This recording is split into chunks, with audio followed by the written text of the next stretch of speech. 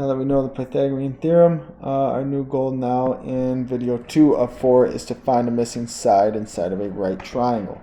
So inside of this first triangle, we have 3 sides. Here's one of the legs, here's the other leg, here's the hypotenuse. So if we know Pythagorean theorem, a squared plus b squared is equivalent to c squared, this is as basic as plugging in the values we know and solving for the variable we do not. So we called A 10.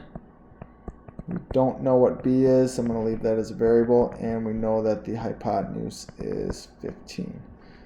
15 squared is 225. Don't know what b squared is. That's what we're going to come up with, and 10 squared would be 100. I want to get that b squared by itself, so I'm going to subtract the 100 from both sides. So 225 minus 100 is 125. And then in the end I want to isolate b, so I'm going to take the square root of both sides. And I get to this point where I have the square root of 125. Now if I calculated the square root of 125 on my calculator, I would get a pretty crazy decimal. It's called an irrational number. It goes on forever, which brings me to what we're going to talk about in the third video, writing something in simplest radical form. We'll cross that bridge in the third video, so hold on to see what that's going to look like for simplest radical form. Alright, second triangle, again, it's a right triangle. So we know the sum of the squares of the legs is equal to the square of the hypotenuse. We have the 2 legs. Those are the sides attached to the 90-degree angle. It's a good time to point out I can call either one of these sides A and either one of these sides B. It doesn't matter if the 11 is A or B, doesn't matter if the 3 is A or B. What does matter is I do not know the hypotenuse, so that's my variable.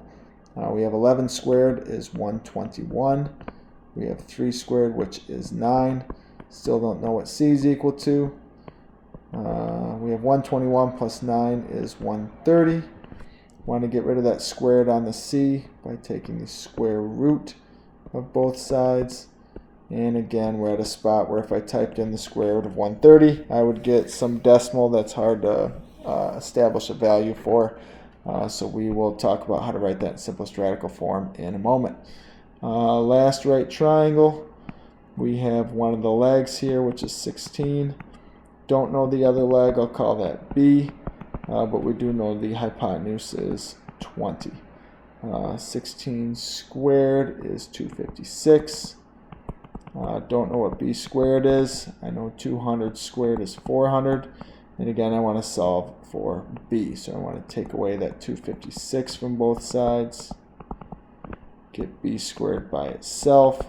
So 400 minus 200 would be 200. Minus 50 more would be 150. Minus 6 more would be 144. And here we finally came to our first number that if we typed the square root of 144 into our calculator, we would get exactly a value of 12. So now we know that missing side inside of that last triangle is 12. Please check out video 3 of 4 to learn how to simplify the square root of 130 and the square root of 125.